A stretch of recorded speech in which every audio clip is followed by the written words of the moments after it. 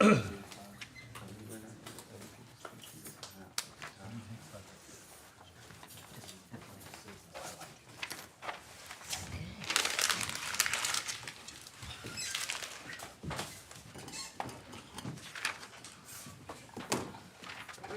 wrong? All right. So first up tonight on the work session, I know this is an early work session, so thanks to everybody for being here. We wanted to budget in ample time. We've got a handful of awards for beachfront businesses tonight, and we anticipate there's going to be some discussion. So we wanted to have as much of that as possible during the work session. All this is actually on the regular agenda for award, so any unfinished discussion can certainly be carried over into the regular meeting. I know we may have some vendors who can't make it to the work session. And if they show up for the regular meeting, you guys are absolutely okay to, at the time that comes up on the regular agenda, to start the discussion again. So as much as possible, but if anything needs to be repeated or redone at the work meeting, that's okay. And then first up, we have the Third Street Concession Awards. And we don't have a particular order of presentation, but what we thought we'd do is we just ask the vendors if they're present to come and give an overview of their proposal. And then after both vendors have spoken, to let you guys turn it over for questions and go from there. So, is anyone from Folly Yard here? That's estuary and other provisions. All right, then you're up. You just want to introduce yourself, let council know any highlights of your proposal that you think are relevant, and we'll go from there. We're going to try to start with a 5-minute introduction. Okay. My name is Scott Harrison. I'm the founder of Estuary Beans and Barley, and I'm also representing Island Provisions. We're both companies on John's Island. Estuary is we're a coffee roaster and a craft brewery. Island Provisions is a cafe, and so we're presenting a collaboration for this location. More emphasis on the cafe side of it, from small bites to what you would see typical of a cafe, and a coffee roaster. Nothing on the craft beer side, obviously. That's not what you guys are looking for. But I'm a local, and so we make everything in-house that we serve, and so does Island Provisions. So we have the ability to leverage our locations to be able to support a location out here in Folly Beach. We have dabbled a little bit this past year out here in Folly Beach with the small food trailer that we have, and we had a really good experience. But I think a location like 3rd Street would probably match our brand a little bit better, and it's something that we'd be able to support. All right. Mayor, do you want to do both presentations and then questions? We can do questions while anybody have any questions? I've got one. Have you done any business near the ocean like that? Because we have a lot of, the sea turtle community here is very passionate about keeping the beaches as clean as possible, straws, that type of thing, paper waste. Do you have any experience handling that kind of thing?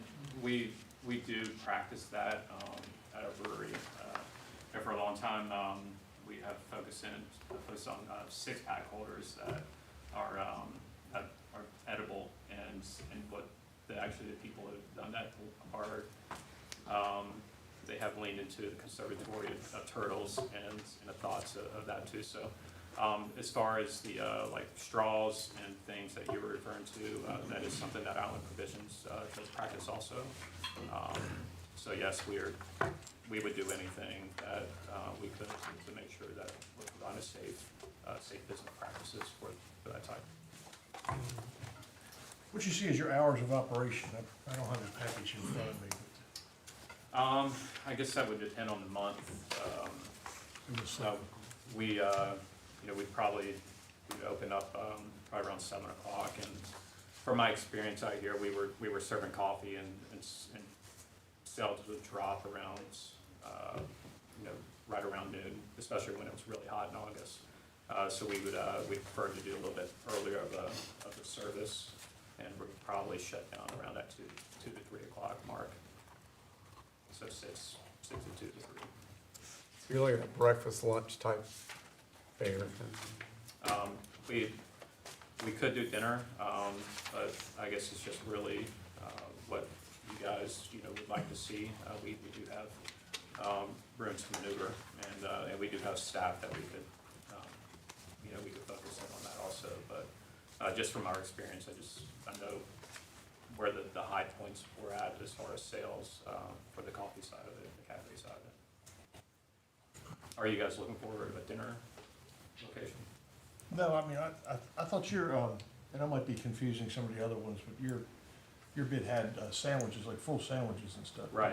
And I thought maybe you'd go later, which isn't necessarily what I was looking for. We got plenty of restaurants, brick and mortar places that handle the dinners and whatnot, and I don't know that we need to add another location to compete for dinner business. But certainly something available to folks on the beach is Yes, sir. something desirable. I wouldn't want to compete against, I guess, your other local businesses out here for, what we are able to do. Being a small concession stand like that, I think we'll be really limited on the products that we'd be able to have and how long we would be able to run service, through the day. So there are some things that we would need to help support that business. But I wouldn't see that we could do it if that's what you guys are looking for.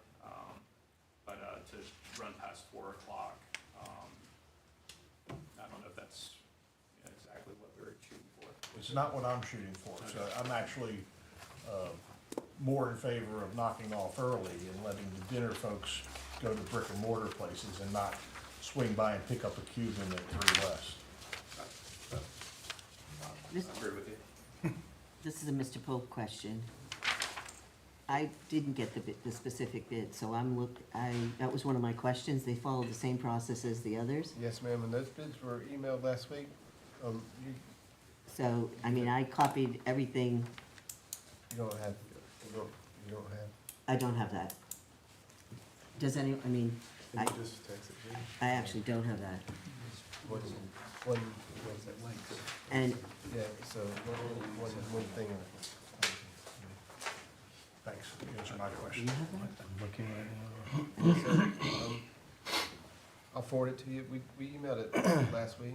On the 27th? Yeah, on February 4th. Links to all of them. I'm gonna email it to you right now. I- Yeah, they weren't attachments, they were links you had to Thank you. press on. Yeah.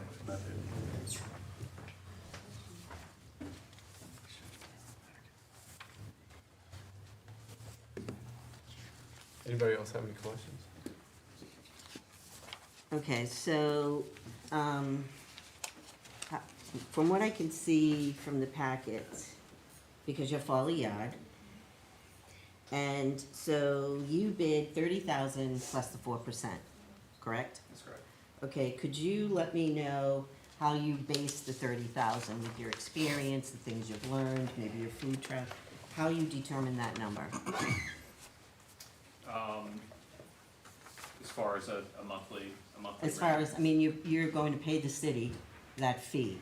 So I'm just trying to, in my mind, look at the math, now that I've seen your menu, and that really, and maybe you've answered this in here, but how did you determine that you could generate that revenue? And this is a monthly, I want to make sure I'm understanding it. We bid on it as a monthly or a yearly value, but that's a Correct. monthly payment. Correct. It would be based off of gross sales. I would envision that probably between the months of April and the end of August, we'd most likely probably do between 300,000 and 400,000 in gross revenue, so. And so you, for the first year, because you predicted that you made 250,000. Is that, Yeah, and that's how you determined the 30, that's exactly right. okay? And then, doing 2 meals a day and some things in between. not an evening meal, which we just talked about, That wasn't our plan. okay?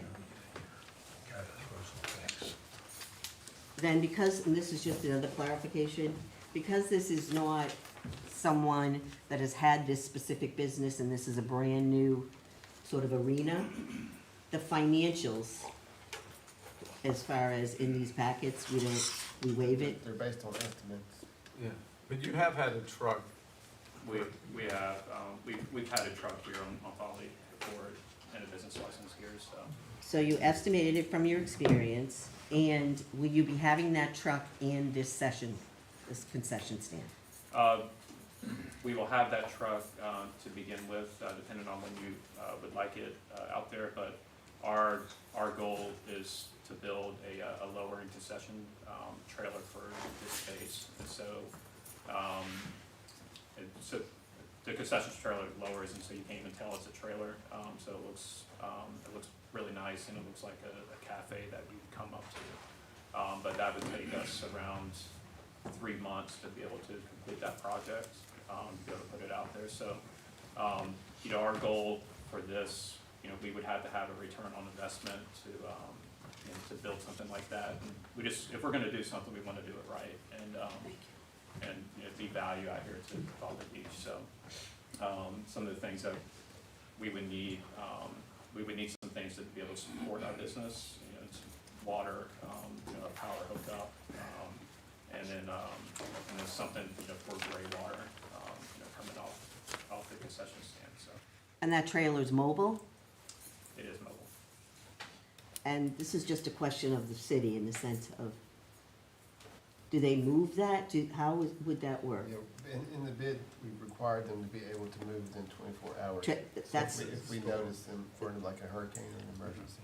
So we are going to notify you 24 hours. It doesn't have to come and go every 24 hours. That's correct. Correct. That's correct. I had a real quick question, Aaron, you may be able to answer. We had discussed about them taking up like 2 parking spaces or 3. And what was the revenue on that we would lose? And I just can't recall what those figures were. I'll have to look that up. We Okay. do have it, but I'll have to look it up. Yeah.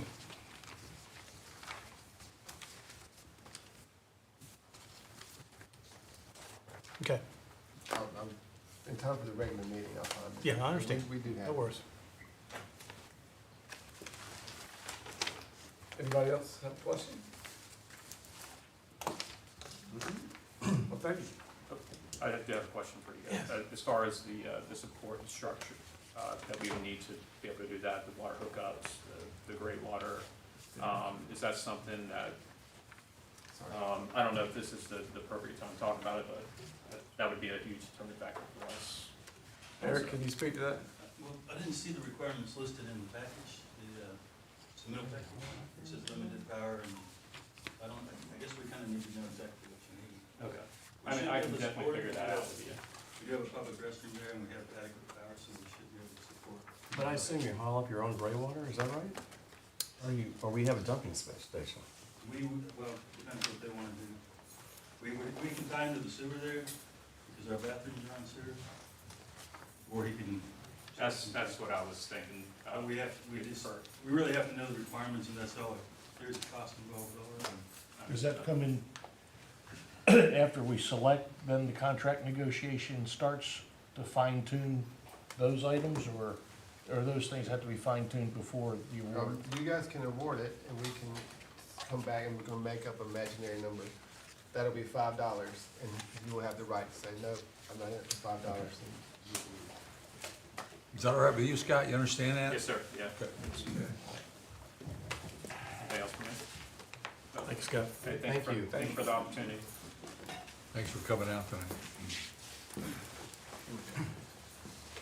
Sorry.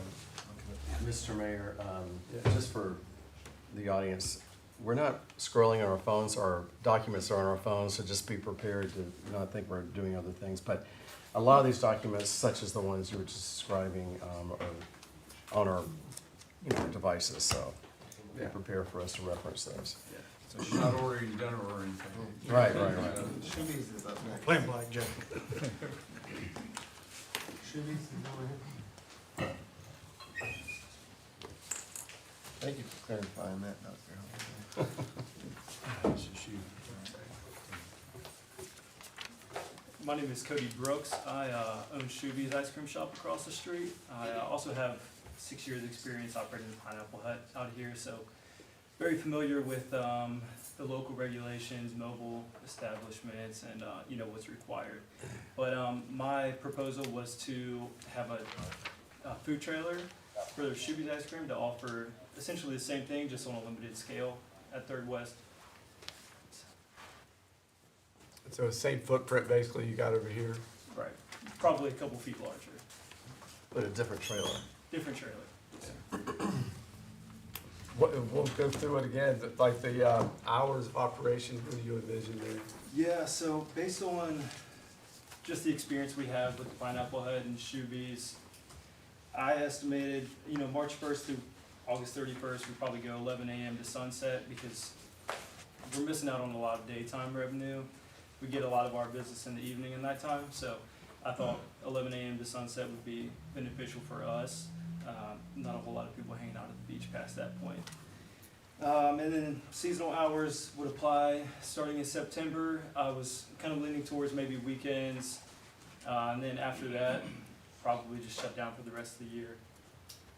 And that's just all based on, you know, what we've done at the two shops here. And what about the, I'll ask you the same question I asked him about the environmental stuff. Sure. Yeah, so all of our stuff is gonna be eco-friendly packaging. Of course, it's not gonna degrade in, 24 hours. So we do our best with our employees. We have them walk the premises outside, look under the trailer, look under tables, pick up anything they might find. We encourage customers to use, proper trash cans, recycling bins. I'll ask the same question as well. So in the packet, you projected that you'd make $175,000 on this adventure. Right, yeah, that was my best conservative number based on the business that we do at these two locations. I don't think we'll do anywhere close to the numbers we do on Center Street, so just trying to be reasonable. So you're keeping Center Street, and that would be an addition, That would be efficient. and you would be able to project it between 11 a.m. and sunset with your product. That was pretty much my minimum of what I thought we would do. And again, and the menu is exactly like the menu that's outside? For Shuby's, we'll have about the same thing. We might take a few things off the menu just to speed up. They're like milkshakes, for example. We'll probably cut those and just stick with hard scoop and popsicles. Ice cream products, Right, let's ice just say. cream products, yeah. Thank you. You're welcome. Anybody else? Good? Thank you. You're welcome.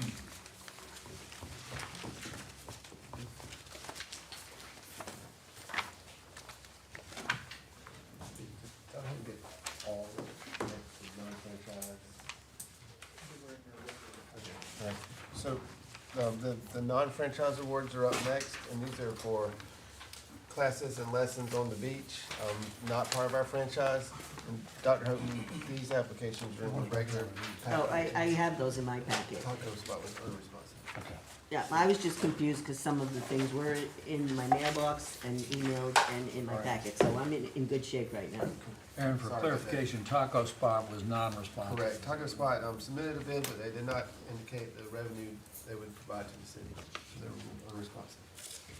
So now we're gonna move to the non-franchise commercial activities, and these are awarded on an annual basis. There's a fee of $500.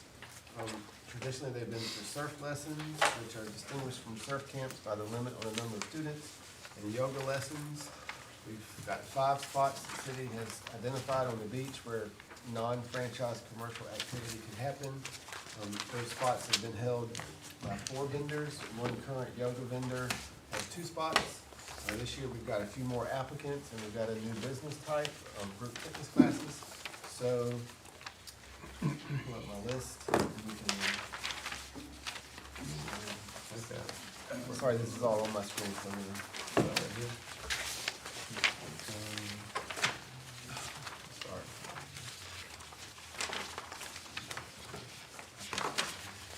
Carolina Salt. All right, Carolina Salt. Yeah, hey man. We're just gonna get 5 minutes for you to, Let's go to surplus. yep, for surplus. My name is Cobb Busey. I'm owner of Carolina Salt.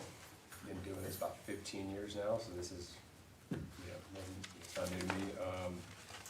Yeah, we're just asking for permission to continue doing what we're doing and continue to give a good product and, yeah, 15 years strong and still #1 rated on all, review sites and hospitality awards and all that kind of good stuff, so nothing new to us. You're asking for permission to continue doing what we do. Any questions for these guys? All right.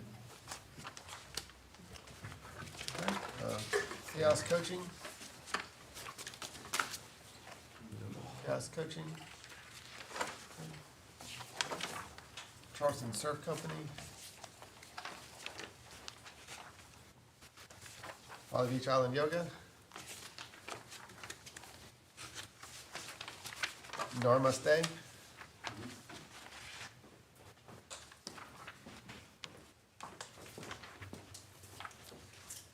How you doing? My name is Ryan Becknell, and I've been running a personal training business for 20 years. My bread and butter is at Premier Fitness on James Island, but this past season I did group classes on Folly Beach. I donated to the Surf Rider Foundation, as well as She's on Edge and some other organizations. And the response that I got from my clients was overwhelmingly positive. When people are in the gym all week, they need an icebreaker. And going to the beach, it just added it was a palate cleanser for everyone. It was the energy we needed. And so to continue to do that and to get paid doing it, I'd love to do it over at 10th East, if possible. And if that proximity is interrupting anybody else's business, please let me know. I refer to you, Kyle. And I want to be abundantly clear, I will not be doing anything surf related. And so I don't want to step on those toes at all. I just want to keep people happy and healthy on the beach in a group fitness environment. The average classes I could project would be probably in between 6 to 10 people. In that low volume yet group environment, maximum of 15. I have one set of eyes. I can't police a bunch of bodies, and if it gets crazy out there, I got to be mindful of that. In the in the event of Saturday and Sunday mornings, I'd like to be done with operations completely by 9:30 a.m. before beach traffic really gets rolling. I prefer low tide mornings so that I could really allot a lot of traffic for the beach, not be disruptive of people trying to walk and enjoy the beach, not make a scene. I have an amazing roster of people that are not meat market gym members. They're very mindful, healthy people. They're respectful, and they know that I grew up here, and my blood, sweat, and tears are on that sand. I proposed to my wife on that beach, so I have nothing but respect for it. And come November 1, I'll have a little bit more time to be out here, potentially mid-morning Tuesdays and Thursdays, but moving forward until that point, Saturday, Sunday mornings, early, maybe some sunrise sessions, but I'd like to be off the beach when it gets busy. So you're just asking for Saturdays and Sundays? It's not a 7-day-a-week thing? Correct, yes, until November 1st, where I could potentially add 2 more days a week. But if we need to cross that bridge at a later date, we can discuss that.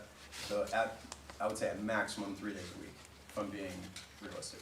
So with 10 people, what kind of footprint are you looking at as far as space you need, that type of thing? If I look at the proximity, I run it with a speed ladder. So a 20-foot speed ladder, it's kind of like, that's my longitude, looking at the beach. I've tried this out a couple times. And then I have 3 stations. If I were to pocket people 3 or 4 at a time on a specific station, say a speed and agility, a weight portion, a sprint portion, I could easily get it done by, I'd say 20 by 20. Like if I stay within that circuit style training, if I have people peel off and run up to the dunes and back, that's not going to be high volume. It'll be in small pods, so that's how I run my business, circuit style. It's not like a run club where everybody's like traveling in a pack. No, I'm just trying to figure out a beach impact, that type of Totally, yeah. So along those lines, so the packet says 8 to 9:30, and you just clarified 2 days would be Saturday and Sunday. Right, those are my main ones. Okay, so, and you mentioned you might add one more, or what was your projection on that? Because I'm clear, Yeah, Saturday, Sunday, an hour and a half. right. What was the extra that you might expand to? After November 1st, when I'm out of my lease, Yep. and I would like to potentially add Tuesday and Thursday mid-morning. If I were to give you a time frame, I would have to guess 10 to noon. like realistically, but, that might have some wiggle room. So what you're saying is you may relocate some of the business right now until you're out of your lease and add sometime in November from 10 to noon on 2 days. That's right. Mhm. And you would expect that if it goes to your plan and you start in November, that would continue through the summertime? Or is that just like an For the all-season Saturdays and schedule? Sundays, correct. Like, 'cause so the Saturdays and Sundays will run all the way through summer. Once I approach that lease ending in the fall, and I get, you know, especially during the winter times, it's nice and slow out here. If I add that Tuesday, Thursday during the winter, see how it goes, great, that would be nice. But if it goes well and you're out of your lease, you would expect to do Tuesday, Thursday throughout the next summer? That's right. Okay. Yes, and, again, this is icing on the cake, like, you know, my main business is gonna be on site at my house. I'm building out a studio, adding an addition. It's just, this is a really nice treat for my clients. You know, I don't wanna be living on the beach all day. What's the cost here for individuals to participate in your class? Average cost per session is gonna range in between $30 to $40 per session. With higher volume, more discounts. And So, just so that I'm clear We need about to go that, so every day. per session, what did you say again? On a smaller group, like I said, the average, if we're looking at 6, you know, we're looking at 30 to 40. So 1 to 6, 30 to 40, Mm-hmm, and then you range up to 15, so you're gonna right, increase your numbers and reduce the fee? exactly, yes. Okay, so what's the rate, what are the ranges? I would say bottom out at 15 per person at 15 people. 15 by Yes, 15. Absolutely. how do we, Aaron, that's a business license issue, but is there a percentage of profit here that comes to the city? No, sir. Nothing The- on these? The non-franchise or a flat Non-franchise $500 flat fee, fee, okay. plus the business license. Mhm. This is pretty equivalent. The footprint's pretty equivalent to the yoga class, so I mean, so. Anybody else, any questions? Thank you. Thank you for your time. Thank you.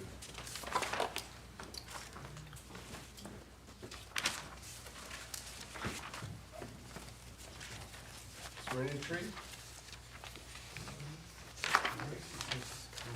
Ways for Women. Guys may show up at the regular meeting. So we're ready to go for that. All right, so the next up is our beach chair and umbrella delivery franchises. So these are businesses allowed to rent beach chairs and umbrellas on the beach. They're awarded, we've got 3 sections. There's section 1 east, which is from the pier to 3rd Street East. Section 1 west, which is from the pier to 3rd West. And then section 2 covers everything else on both sides of the beach. We revised the ordinance recently. We got new terms, 7 years.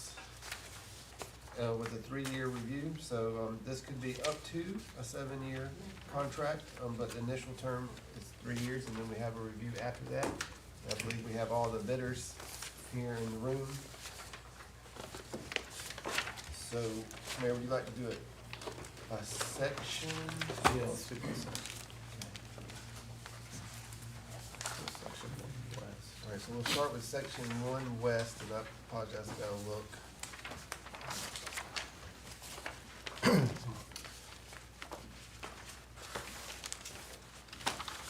Folly Beach Chair Company, I know you guys bid on section 1 west. Do you wanna start? I mean, we're trying to do 5 minutes per introduction, just to introduce your bid, and then we'll go from there. So, I have a prepared statement, but since we're bidding on all of them, do you want us to just do that now or save it? Mayor, would you like to go section by section or vendor by vendor?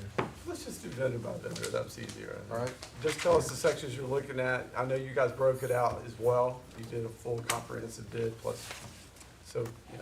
Okay, so my name is Wendy Ezel, this is my husband Mike, and together we are the Folly Beach Chair Company.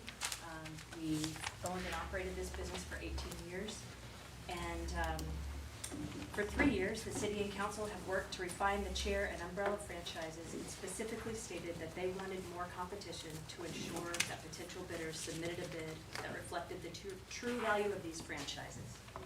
We heard you. It was stated that along with experience and responsible operations, the city was hopeful to generate more revenue from these franchises.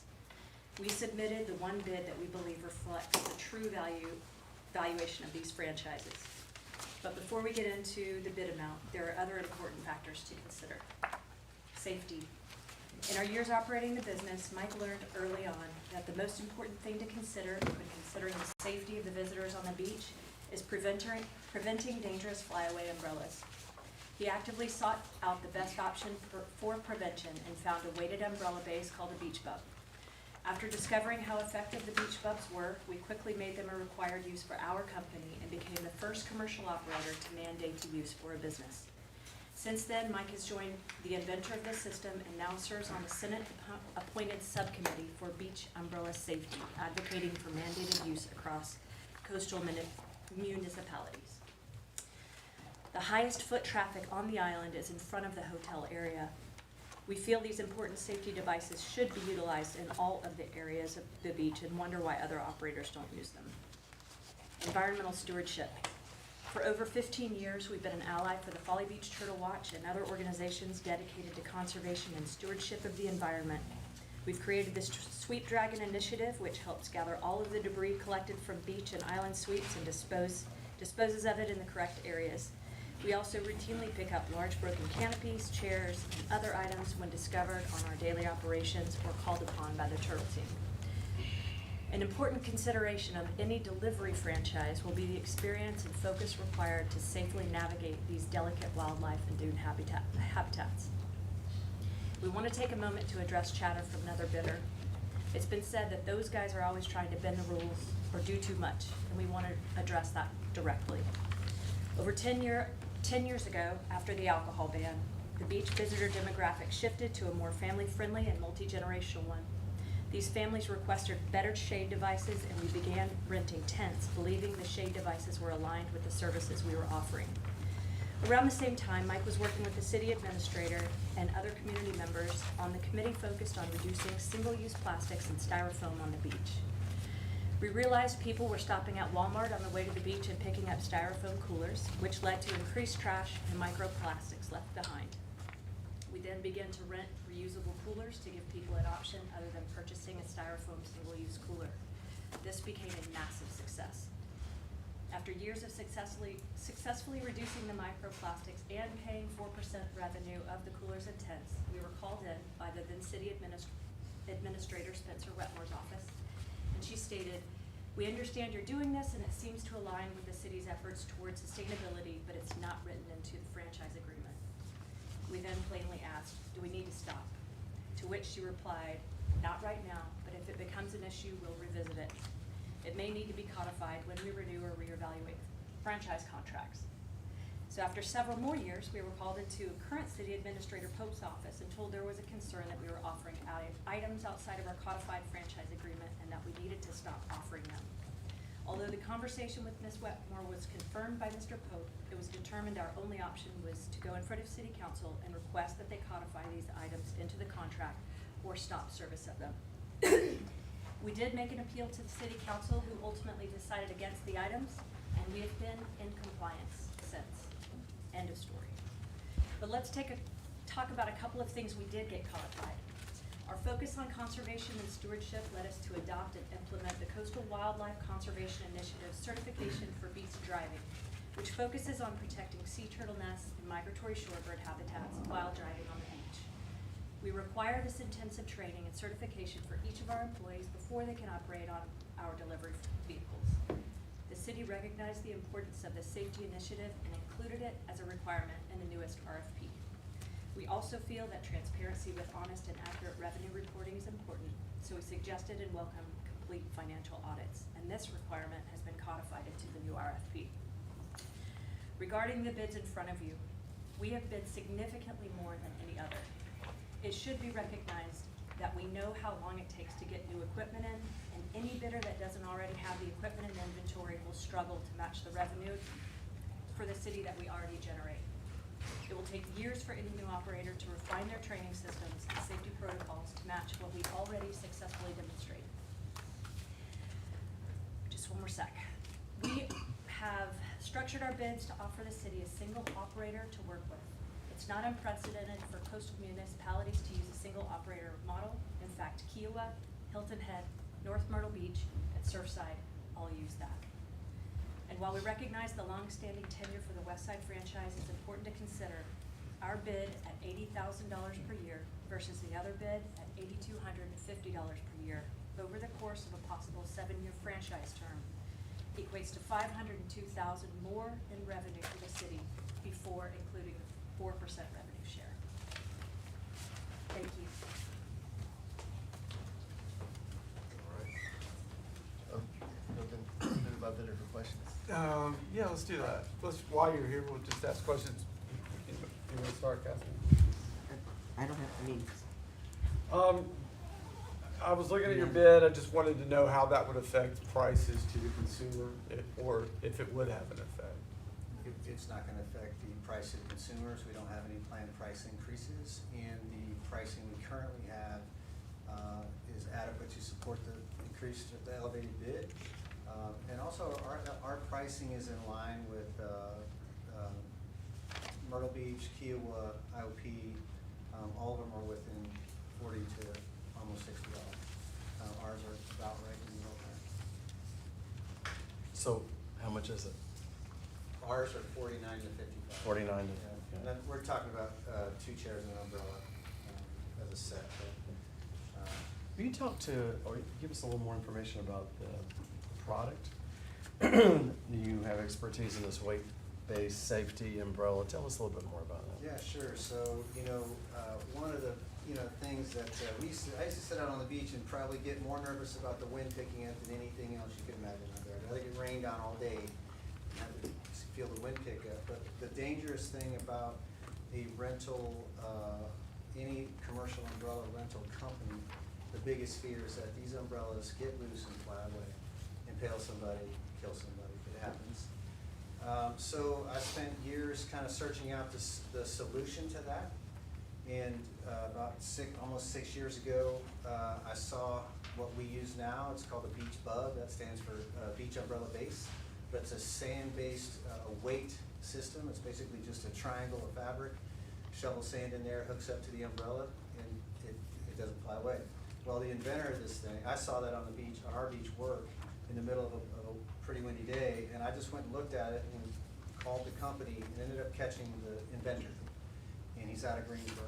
And he said, I will come down tomorrow and talk to you about this. And we spent a full day. I said, great. The problem I'm gonna have is how I gotta do this at scale, right? So I'm gonna see how fast I can do this, and you're gonna see how fast you can do this and the extra effort. And we did it, and it added, just maybe an extra 20 seconds to our day. And you're talking about scoop, shovel, shovel. Like a shabooey. Shabooey? What's it called, a shabooey? No, it's called, the shaboomy is the big blue. Yeah, but this uses the weight. Shade thing. It uses the sand, doesn't it? It uses sand to keep it down, yes. Our This is a little system, different. the Bub, is a triangle that folds up, it's on the ground, and it folds up onto the pole and hooks, the 3 points hook to it. Okay. So what you're doing is putting sand inside of that triangle basket. So, Mike, the base doesn't have to be driven into the sand at all, right? Because the sand holds it. so what we do is the base is a triangle, Yeah, and there's a hole in the center. And we drill a hole into the sand and put that hole of the triangle on top of that, the dug hole, stick the umbrella in there, you latch a hook, I got you fill it up with sand, you latch the other hook. This is wind tunnel tested, it's gone through all these things. It's actually, like Wendy mentioned, I'm serving on a Senate-appointed subcommittee for beach umbrella safety that works with the ASTM, which tests everything we use in life to see if it's safe to use or whatever. And so, very soon, the weighted base system will be the only ASTM certified weight system to be, as a requirement, to be sold for private umbrellas that you would buy on Amazon or whatever, and working to get it, every municipality to require it. I advocate up and down the East Coast to coastal municipalities like this for the use of the weighted base systems. So we think it's imperative that every operator do this. We made it a requirement for our own operation, and it does have some increased costs. When we were doing that test with the inventor, we figured out how many scoops it takes, how much time it took to do it, and then we figured out how much we had to do it to get it to scale. It increases your workload. Our job already is in a really harsh environment, and it's physical, hard work, okay? This increased the workload, but it increased our operational expense because we had to hire more people to do it in time to be set up, on average about $10,000 per season. We knew that it was important enough to have the beach safe to pay this money. So we do, and we continue to do it. It's been several years, and we, again, advocate for everybody to do it. Is that, you're saying that's good? I can go on about the beach. Did that answer your question? I'm gonna, Good. I'm gonna revisit the rates again, and this will be for everyone. Sure. Just because when I did the research, I looked at County Park, I just sort of did my own, if I was coming to Folly. The one question is that with or without taxes? Ours, it's before taxes. Okay, so could you just tell me, because there was a range, so let's say with taxes, how much was it? So depending on whatever day it is, because the pricing is different on a Friday, Saturday, Sunday, and it's Okay. pretty typical amongst the other beaches we mentioned. Yep, People are probably paying $50 to $57. okay, so 50 to 57, including It's taxes. including the tax. And that could be on a Monday, that range, or On a a Monday, it'd Sunday? be on the low end, on a Friday, Saturday, Sunday would be the more expensive Okay, so end, low or would a be holiday. 50, high would be 57, including taxes. And there are a couple other, I think it's either IOP or Myrtle Beach, but they also include processing fees onto that. We're paying a processing fee, but so I if understand. theirs is saying $60, they're also charging the fee, which would probably be closer to $65 for the same thing. And you don't have a processing fee? We absorb the processing fee in our charge. You absorb it, So so. we pay it.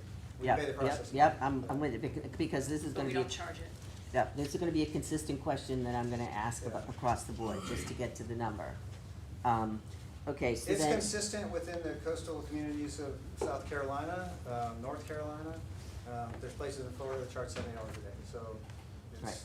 right, but the good news is, in order to be able, for you to generate the revenue you need to, and the fees and the bids, We don't is that have to you raise have the no, plan to increase that. That's correct. That's, okay. Now, the other thing, first of all, I wanna say, very in-depth, I love to do my homework, 4 packets, so on and so forth. But what I'm going to refer to as far as numbers go, it's page 20, and let's say it's, One West. It's really consistent, you were consistent with it, but I wanted to just be on the same page. So if it's 20, it's the financials. Okay, so 20, 21, 22. As far as that goes. 20, 21, 22. Okay. Okay, Is that all right. something we talk about? That's, Okay. we can, that's public. So the only thing, council is prohibited, the city is prohibited from disclosing the individual income reported by any taxpayer on their business license. You guys are not prohibited from disclosing anything if you wanted to, but council can discuss in aggregate the group gross receipts. Council can discuss your estimates, you can discuss your estimates. We're just prohibited from ourselves disclosing the income you reported on your business license. Okay, just for clarification, so we got these packets, you all submitted the packets. So we can discuss what's in the packet. That Joe, would you? that would be. Yeah, I believe it's been redacted out of the packet. We redacted the financial. So, state law does not allow does not allow any government to disclose income information on a business license application, or really any application Uh-huh, that discloses a business's income. So, I mean, if they want to talk about their income, I mean, I don't know that that's going to stop them, but we don't need to open up that door. And Dr. Hogan, publicly, we don't talk about their tax return. oh, I had no, Same I was never going to touch the tax returns. Because those were included in the package. Oh, So we just- that, I'm not going It's to kind of the that. same idea. Yeah, so what, Okay. I guess may help, which part of that would you like to discuss? Well, I guess for complete transparency and also my own knowledge, okay, so I'm trying to get to the end of the story, let's say, okay? So if I'm trying to predict certain numbers, I'm looking to base it on what the city revenue could be from this and various things. And I don't know if this is, I don't wanna overstep it, but So, for example, Dr. Houghton, you could ask these guys, what's your projected income? And they could tell us, and we could calculate what that would be. Cause it's just like. We just can't disclose their Which is income. on those point. the front which page is, of the. right, which It's is the on front this page. page, which Yeah. is where I began. Yeah. So that's their estimated income, that can be discussed, that's not protected, that's their estimate. You Right, can't so that's where I use their- started, You so can't talk about their tax return. I was not gonna do that, okay? But I can talk about this, which was in a projected They income. have projected income, and yes, they can discuss. Those aren't projections, those are I know, actuals. those were we're looking at. actuals. But our projections are on page 4, Right. if that's helpful, but. Yeah, we're no, happy to talk to you about but I wanted to be just clear about process, because I'm uncomfortable, because I don't wanna do something that's not the right thing to do. If that makes sense, I wanna protect you all, I wanna protect the city, and I would this, stay on their projection. and so, I mean, so, let's say then page 4, okay?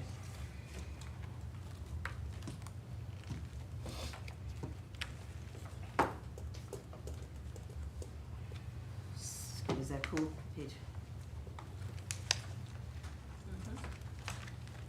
This is on section 1 west, is that what you're looking at? Yeah. Well, I'm starting there, but if I go to page 4, Well, have you, so not to interrupt, I'm sorry. Oh, no, go for Were it. projections that weren't part of the RFP, but we did include them? Has anybody else, are you gonna be able to ask the same question? my process is, Mike, I'm gonna ask the same question Gotcha. to everybody, I'm asking rates, I'm asking Gotcha. project, like, it's, I mean, that's how I do it. Okay, let's do it. Right, well, I couldn't live any other way. Let's do it. Yeah, you can ask anything else. So, yeah, now I'm quite comfortable. Alright, so, All right, so on page 4, what you included, I mean, I'm gonna just say it, right, as far as, so section 1, you predicted, and this was the clarification I needed. At the end, your projected annual revenue, 2,200,000, is based on 2 locations and delivery. Is that, It's based on the sole operator model. Okay. It's- Section 1 west, section 1 east delivery franchise. And that's without yeah, no, anyone else.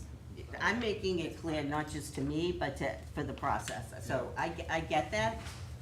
Okay, and so, and you were very upfront saying, you know, that's basically the whole ball of wax, right? Right. And so that is how then you were able to determine your contributions to the city, Correct. and also that you are doing 4% in addition to this, In addition to. which is Right. basically what we would project our revenue to be for the city based on 4%. In addition to the set. In addition, Correct. absolutely, in addition to it, which was why I felt that I could ask these Yeah, questions. everything you've said, it's okay. We know it's significant, we know it's like a choker. It's worth it for us. I think we're on the right path though, if you wanna keep asking the questions. Okay, so, well, you know me, Mike, we've been on committees together. That's right. So, let's just say, there's one way to go about it, and it's all this. And have you done your own study that if it isn't all of these to generate that revenue, it might not be both sections? That's my question to you. So the way, thank you for allowing us to give you the clarity on that. So the way that we presented these, and we hope that it would read, is that this is our priority, or our first hope, right? Yep. Is to be a single operator for section 1 west, section 1 east, and a delivery franchise. And then our second sort of choice, or what would our deal be, would be to section 1 west, hotel location in the delivery provider. Delivery. The third option after that would be, you know, what we're doing now, which is the Section 1 East and sole delivery provider, which we have only ever been the one to be the delivery provider service. So if we were, I guess if you were trying to get us to rank it, we would be single provider, Nope. west side plus delivery, and then east side plus. Which is delivery. why we have all the And options that's right. why, yeah, we knew that we were being redundant with the information and the weight and the breadth, but we did want to make sure that we submitted in the official way that had to be submitted, which was sort of everything for each bid. And just to be clear, you submitted 4 individual bids. You're Yeah. discussing your preference for award, but not just for the audience. These guys have 4 standalone bids. And we have in our packet, so everybody knows, we'll comply with whatever the city goes with, but we wanted to at least let you know what we feel like we're capable of doing and what we desire to do. Your question was that though, right? Did we answer the question? You answered it, and Okay. you know me, I probably have one more. Give us another one. Okay, so in light of that, one of the questions that I do have is more of an explanation on the delivery. Sure. Because I don't think that that's something that's really known as far as, and also when I looked at some of the information in here, that is not the bulk of where you generate your revenue. Happy to explain Mhm. how that came to be. So,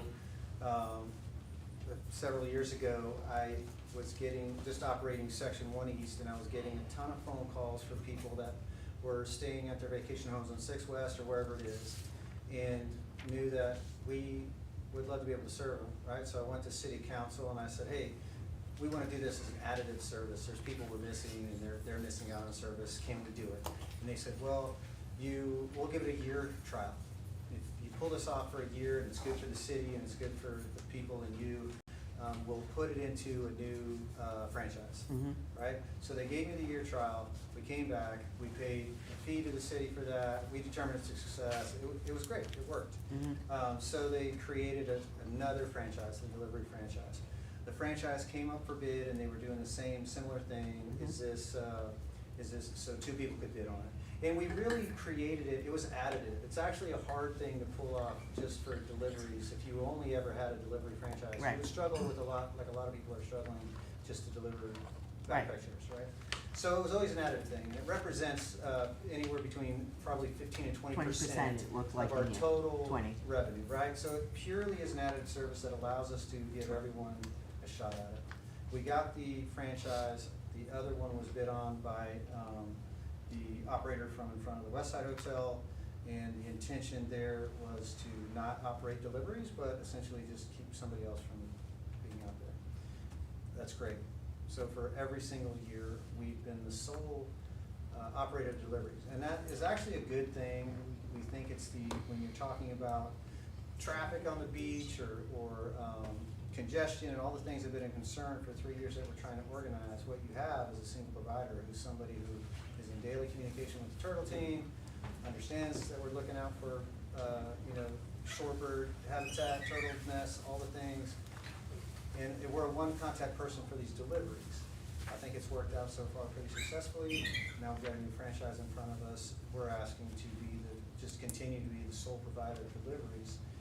I couldn't imagine what the training somebody would have to go through to try to figure out all of the safety and conservation protocols we've put in our procedures if they had to start out brand new. Mhm. It's not impossible, but. All right, so, do you have any other questions germane to the board?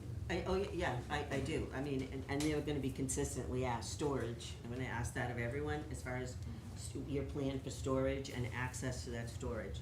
So that's the next question, is storage, how it works for you all. 'Cause that's a category in here. Yeah, well, as it stands right now, we have a storage shed over at 2 East. We also drag things from our starting point in the morning at our house.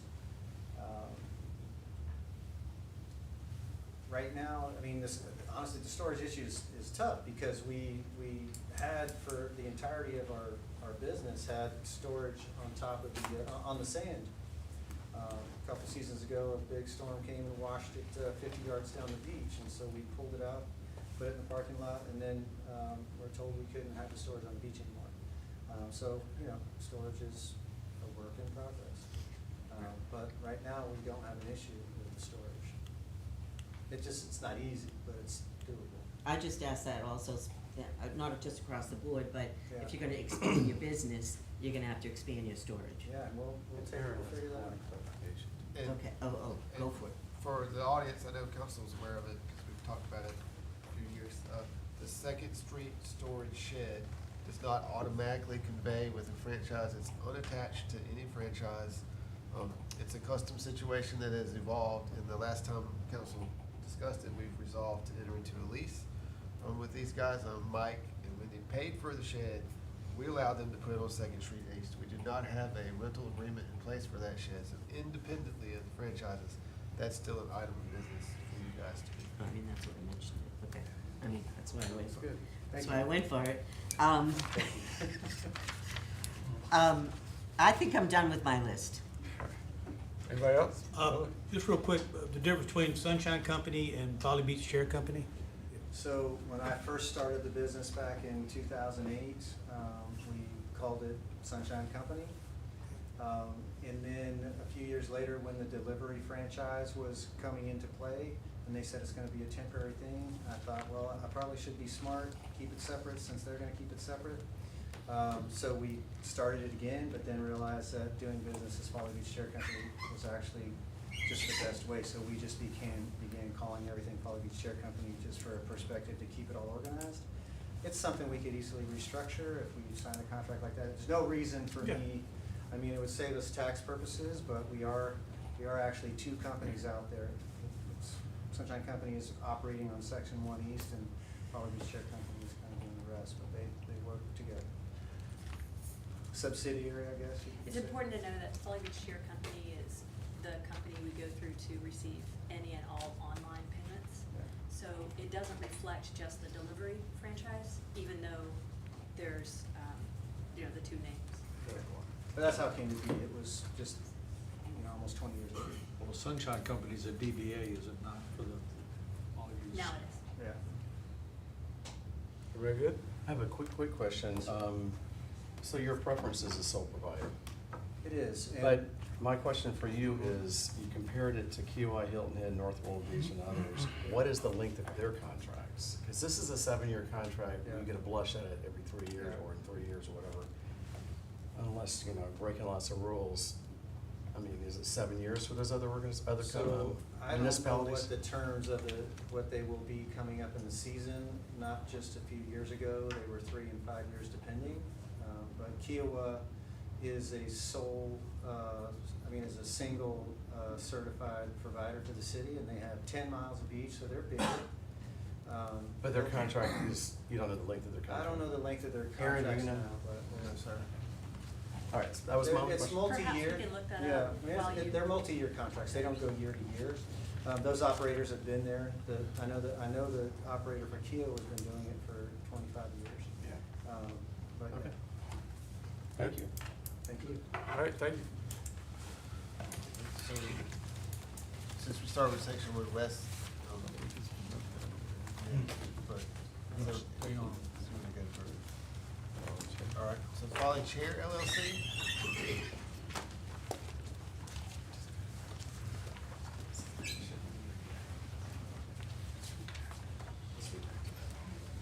All right, my name is Will Sneed.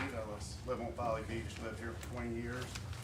It's been in business on Folly for 10 years. We're bidding the First Street East, Section 1, and delivery, one of the deliveries.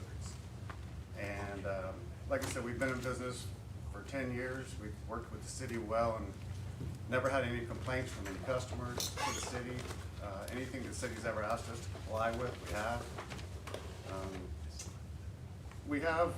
We have all of the things in place to do what we need to do. We can get the chairs in time. We have the equipment, we have the employees, and we're just looking forward to the opportunity to bid this.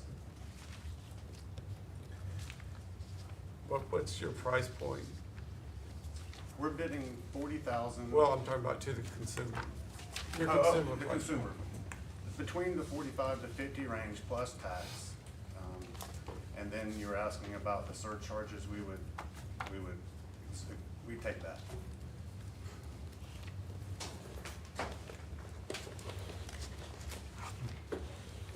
And you have inventory of chairs and all that stuff for the ability to source it in time for the, We've talked with 3 different Contract. vendors, and we're trying to figure out which ones will work best, but all 3 of them say that they can supply us within a 4-week period. Okay, I'm not a scientific expert on this. You want me to diagnose cancer, I'll do it, but I can't do it in this. But I'm gonna ask the same question. What makes your product good or better, or the same or inferior, compared to what I just heard? Because I understand that there's a safety protocol here that could be potentially leveraged. So tell me a little bit about that. Well, when we put, we're doing this on the research we've done. Right. We've gone to those vendors and asked them those questions about the umbrellas. And they've given us different options, such as the sandbags and drilling into the sand with a corkscrew that helps hold it. It's not just a hole with the umbrella in it. Right. So we're obviously about the safety part of it. So anything that's helpful to that, we're willing to buy to keep them. Have you ever had any incidents? I've never rented umbrellas. Okay. Got it. I've rented a lot of different things, parking, golf carts, had a golf cart business out here, but I haven't ever rented umbrellas. Got it. Have you got storage figured out too? We do. I have a commercial parking lot, and we can rent a spot or 2, or however many we need for storage in our spot with an enclosed trailer that we can take at any time. If a hurricane were to come along, we have flatbed trailers, we have forklifts that have big tires on them. We're able to get everything off the beach in one haul. But I did notice that in your equipment description, you are leaning, or you're at least saying that it has to be approved by the city, and we have to, in fact, approve the design that you would use before you would purchase it or use it, I suppose. Is that right? We're just offering that to the city, that make sure that you're okay with it. I mean, we don't want to put something out there that looks bad and the city doesn't like. To lean on my engineer colleagues here. On that one. I mean, If they build a shed, would we have to approve it? Eric, can you describe the structural requirements for building a shed? I'm not talking about that. No, we're talking about no, umbrellas. it's, You're talking about the umbrellas. you had said in Storage. the bid that you would work with the city to confirm that those supplies were, that's Whatever's what, necessary. that whatever, that's what you said, and that's all. That's what I'm saying. It's not the shed, it's the equipment. It's the It's the equipment. It's the equipment. Yeah, yeah. So, where would that be stored, Will? Where would you put your equipment that you're talking about? 110 East Ashley. Okay. Well, in our packet, we also requested use of that shed on Second East. and to be consistent with that storage question, that is, so there, and you would clarify that, Mr. Pope. And then in addition to that, you have a previous business where you've basically said to us that storage can be kept at that 110. Correct. And that is also as a result of your previous history here, working in several different businesses on Folly. Correct. Yes, ma'am. Okay. And then a few other things from here. So I don't have questions about customer you've definitely answered those questions. You've answered the rate question. The shed I've asked. So I think it's a question for you that's more personal, so I might not ask this because this is a new initiative. It would be a different question, for someone that was, returning, let's say. So why do you want to do this next venture? What's the reason? Well, in my business that I have now, I have partners. And so it doesn't generate what everybody thinks that it does. So I'd like to have some more income. Also, my son who's with me, he would like to get him involved in it, let him see the whole process, let him work it. And I work side by side with him and show him how it all goes through. And, we live here on the beach. It's just another thing that we can add to Folly. We feel like we do a good job with parking and with our customers, and hopefully we can move that to the beach. So could you just talk a little bit, this is the other question that I'm gonna be asking everyone is, we understand your rates. So how did you determine, especially as a new business, what you were willing to pay in fees to us. We came, and I'm not positive this number's right, but we came across a number that says it's roughly a little over $1 million for the 2 franchises, Okay, is what has happened in the past. okay, We feel like that spot with a delivery could generate around 600,000. And it could be a lot more. It could be $1 million alone if you work it. I just don't know, but we base it on a 600,000. So based on 600,000 with the 4% and with the 40,000, I'm sorry, we're at 5%. Five. We're at 5%. Five. We're at 5. 5%. The minimum is 4, we're at 5. 5. So the 5 puts us up really in the lead as far as the bid goes, the money goes. Or at Right. least puts us in contention. Do you have So- a marketing plan behind this? 'Cause Yes, one of the guys I'm working with, that's his job. He does, I don't know anything about that sort of, SO, when you send it out and you put the SEO. keywords in, SEO. that. He knows how to do all that marketing stuff, put it on the internet, create websites, that sort of thing. And that falls to him. To get back to, the 40 at the 5%, which is different than the 4% that is required. So then, my question would be similar to, are you also planning that revenue with the delivery service? Yes, Okay, so that's the combined, just to be clear. right. That's how you determine that this is worth the commitment, the effort. So it's delivery plus this. Right. And just the 2, we're not looking for all, just the 2. Thank you. Anybody down there? All right, thanks. Thank you.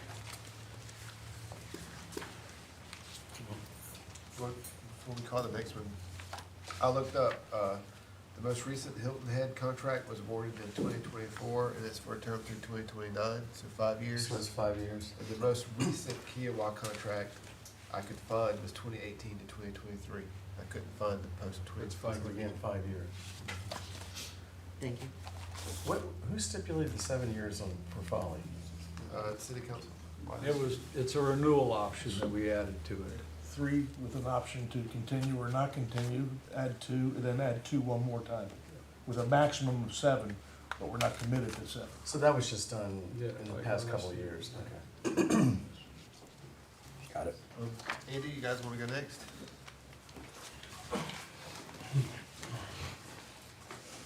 Hey, I'm Andy Pratt, Sun and Ski Beach Service. I didn't work up the speech or anything, I didn't realize this was the way it was gonna play out, but I've heard all of your questions. We bid on currently what we have, Section 1 West and Section 2 deliveries. We don't deliver a whole lot, you can right about that. We do the occasional deliveries for our regular customers that are staying somewhere else on the island instead of right here in Section 1. So that's about the extent of our deliveries. It's nice for us to be able to do that for our regular customers, which is our goal, is to take care of our regular customers we see summer after summer after summer. That's all we bid on is what we currently have. As far as the rates, we have not raised our rates in probably 3 years now. We felt it this year. We probably should have, but we didn't. We're planning on, or last year, I'm sorry, planning on doing it next year.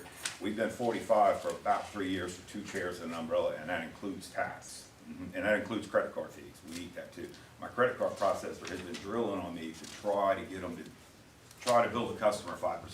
And I just don't like that. I know that's the way of the world and that's common, but we don't like that. Storage, we've been with One Center Street since 1998 through 3 different owners. Had no problem maintaining a good relationship with all of them, and I think they're here to speak to that now. As far as the safety of the umbrellas, it's probably 10, 12 years ago. I've never had an issue, not once, but probably 10, 12 years ago, I did go through and cut about 2 inches off of every single umbrella, which is the point down at the end, which is your dangerous part. So if something was to happen, I'd much rather it be a blunt to the shoulder than a point going in somebody's shoulder. The bubs, we have them too. We're not as religious as they are about putting them out every single day, but we have collars on all of our umbrellas, which is actually a ticket to that device, because you can hang anything off of that. We've got little bags of sand. You can run down there if it's getting windy, slap a bag of sand on each one of them, bam, they go down. Same thing. That's really it. I think I addressed what y'all been speaking with Mike and Will about. I don't know if there's anything else. Ever had any incidents with your? Never have. You don't see any price increases for your customers other than the minimums you just talked A about? little bit this year, because like I said, we felt it last year, but tighten the belt, we're a teeny tiny little company, we don't have big overhead for advertising, we have zero advertising budget, which we're proud of, but in hindsight, might not be the smartest business, to be honest. And well, you know, that your bid amount was based on what? How did you come to that? Based on bid? 28 years of doing business and just knowing where we can do it. If you asked us to bid the amount that we've had bid against us, the numbers just will not work for us.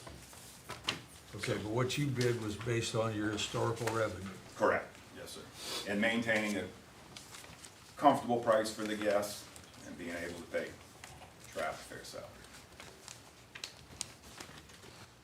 Any other questions? I do. Uh-oh. So it's kind of along those numbers question, because I do have information here that I can't share. But when I look also at your business model, and you yourself said it in this document, you said it was simple. Okay, so in light of that, because I'm looking at, because it's really not apples to apples as far as when I'm looking at numbers and things like that. And so in light of that, why? Because honestly, I went online because like I was gonna be a customer. You were the hardest person to find. I had to go through the tides. And I thought to myself, so this is a different business model somewhat than a more, let's just say for lack of a better word, a competitive approach, an online approach. I mean, you are not online. We're not, and we're just happy being where we are and doing what we're doing. We've been there so long. It's all word of mouth, references, tides, and that's worked for us. Like I said, that $0 advertising budget, a lot of companies pay a lot of money for advertising, and we haven't had to, once again. I'm a little superstitious. And that's it then. I mean, Thank you. you're welcome. Well, the hard part, Andy, is the revenue to the city. 'Cause that is one of the criteria that we have to look at is revenue generated for the benefit of the city. Yes, sir. And your, obviously your business plan being a small, approachable, successful, safe plan is to your credit. What's not to your credit is revenue generated for the city. But that's not the sole criteria for any of this. And I want the public to know out there, none of this is personal.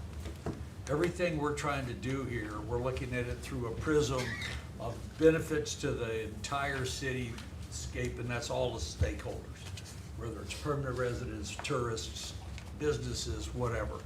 So nothing is personal about, well, I went fishing with him and I like him better than so-and-so. It's pragmatic, it's hard, and please recognize that any decision that certainly I vote for, and I can't speak for everybody, but I know we collaboratively kind of agree that this is not the easiest thing we're doing. So don't take anything here as a personal affront one way or the other.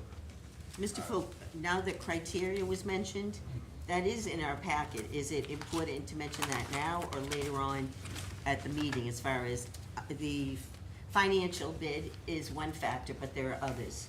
Yes, ma'am. There is a list that we go by, somewhat of a rubric. That's sort of my language that I use in my world. And that is one data point in that list that we have in our packet that was, I believe, given to you all when you applied, right? And that's how we are able to read these bids, because of that, whether it be customer service or community contributions. And I can, I mean, they're short enough that I can. Go read for them. it. So in the official bid packet, proposals are evaluated according to the following criteria, including but not limited to. The overall proposal suitability, previous work and history of responsible concession operations. Bidders will be evaluated on examples of the experience, qualifications, and references. The city will give preference to firms normally engaged in performing the type of work specified and the bid amount. Thank you. Mr. Fink, I would like to say your word approachable is spot on. I appreciate that. We like to think of ourselves as that. Anybody can come talk to myself or Travis anytime. Somebody's paid us for a week and has to leave early because somebody got sick at home, no problem. You pay credit card, you can credit card, and that's that. And that's how we like to be. We want to be friends with everybody, get along, treat people right. We don't want to occupy that beach from one side to the other sideline every single morning. We don't want to do that. There's too many other people come to this beach. Very good. All right, thank you. Thank you. All right, Carolina Salt.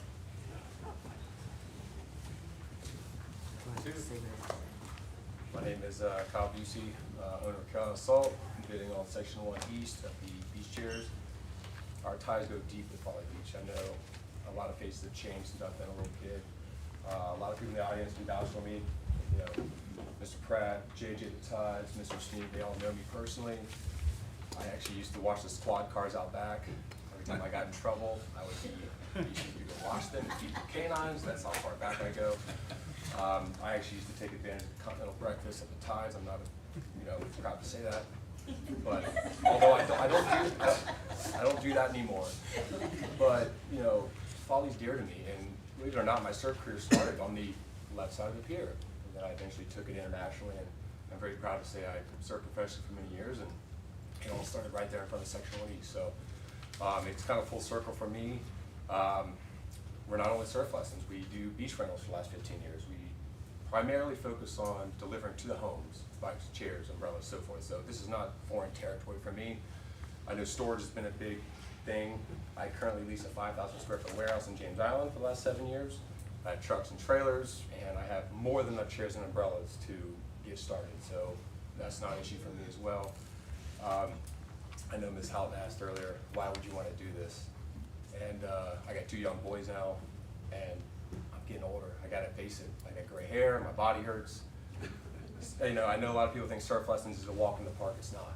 It's I got the skin cancer records to prove it, and I know umbrellas is no walk in the park either. So I just looked at it as I get to stay on the beach, do what I love.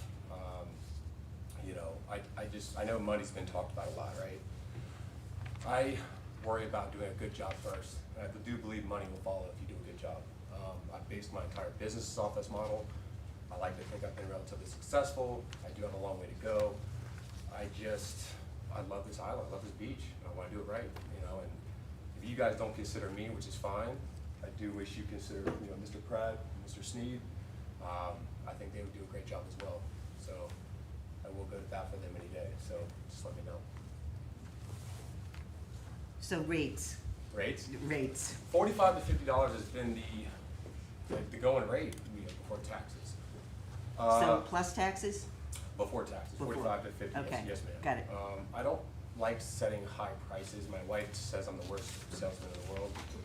I do what my wife tells me. I'm like, you know what, babe, I know it'll work out in the future. So, like I said, I do believe if you do a good product and good service, and your prices are slightly lower, I do believe you'll get that residual income. And we've proven that in our other businesses.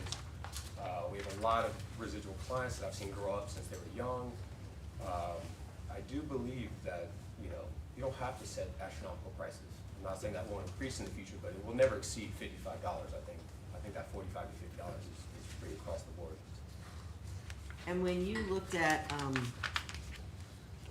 you're at the 4%, and how much are you willing in the fee? How much am I willing to go up, basically? No. What's in the packet, just for the audience, as far as, it's 4% plus what? 4%? It's 4% and $10,000. 10, okay? So it's 10 plus the 4% fee. Yeah, and what we have going for us is I've run successful businesses. We have a marketing strategy, not to be completely transparent here, but we do spend a lot of money on our marketing and our team, and they're willing to jump in and get this thing. You want to hit the ground running. Right. You don't want to kind of go in unknown and, somebody might bid 20, 30,000, but they can't back it up with that 4%. What good is it, right? So what we have in place is already, is to hit the ground running. Do you have a partner in this? I'm the owner. I'm the sole owner. Okay, solar. Yes, sir. And I do have a GM, Andrew Feilmeyer, who's been ever since I had my first boy, he's been a godsend. I try to do it all myself. I don't know how many entrepreneurs are out there, but it's I'm amazing. sorry, Catherine, I didn't mean to walk on you there. No, I'll What you retreat. doing. I know in your proposal you had another AJ. AJ Firemeyer is my GM. He's been my GM for roughly, I think, 4 or 5 years now. He handles the day-to-day, the phones, answering the phones, important emails, stuff like that. And I tried to do it myself for many years, and after 2 panic attacks and a lot of stress, I realized I couldn't do that, so I delegated. And so that's when I look at your particular financials, that's your experience that you had with delivering, Surplus and paddleboard. surplusing, Yeah. so these financials that I'm looking at. Correct. That is Just Carolina Salt across the board. across the board. Across the board, but we have started transitioning into beach gears, because we have started partnering with a lot of large rental companies, and just because we just thought there was a little more demand in that department. We've had great feedback, like recommendation, obviously, we retain those accounts and we continue to grow. But yeah, that has been Carolina Salt across the board. So just for clarity, because I'm gonna take notes now. Yeah. Okay, when I'm looking at this revenue sheet, just tell me what the business is then. What do you do now? We do surf lessons, Yep. that's kind of where we got started. That's- Yep, That's, ground zero. Paddleboarding and kayaking, Yep. good tours, that kind of, I have a little bit of a case what you call ADD, so I just started kind of, doing what I was familiar with. Multitasking is what it is. See, I like how you Uh, fluff that up. It's the academic in me. There you go. And then we just started branching out into really hitting the ground hard with the beach rentals, which was Carolina Surf and Supply. I don't mean to keep, but it all falls under the Carolina Salt. So when you umbrella. say beach rentals, what do you mean? Umbrellas, bikes, And chairs. delivering them to people's Yes, ma'am. houses, Free of hotel, charge. whatever, delivery? No delivery free, no nothing. Not on the Straight beach, to the house. but- No, nothing on Okay. the beach, no ma'am. Uh, Yep, yeah. straight to the house, yep. And we've been doing that for many years now, and great success, and it's been. So you have So- property then? so- You own property? He's got I his do. warehouse. Yeah. So- I spend $6,000 a month in a rent for my warehouse, which I'm not a fan of, but I'm not a fan of it. But that's where I like to think we set ourselves apart. We already have these things in place. Well, that's where I was headed, okay, as far as you actually have some of the supplies, you have you have the storage. There'll be no storage on the beach, in a house, under a house. I pay for a commercial space currently for the last 7 years. I understand, Yes. thank you. Yes, ma'am. Hey, anybody else? All right, thank you.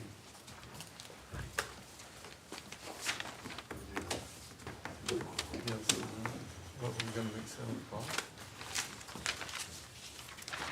Just an hour. Right. So we're gonna take a short break and everyone, I guess, can disperse to use the restroom if needed, and then we'll come back and hear from the auditors.